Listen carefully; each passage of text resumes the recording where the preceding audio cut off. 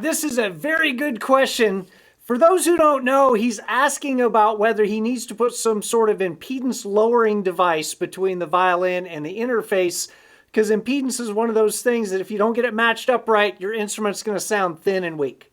That impedance lowering device is called a preamp. An active violin has one on board. A passive violin does not. So if we're plugging into something that's not expecting a high impedance input, we would expect to hear a pretty significant difference between a passive and an active violin.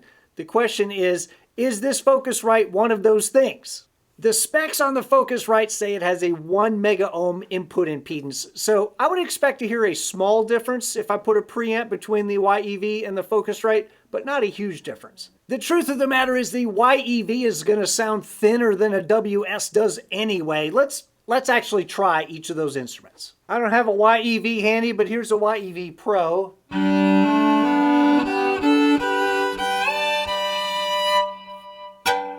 And this is a passive WS, but they should sound pretty much the same when plugged into a preamp.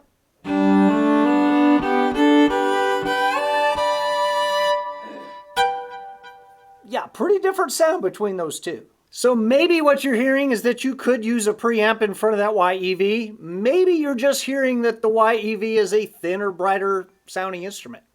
Unfortunately, the only way to know for sure is to put a preamp in there and see if you hear a big difference.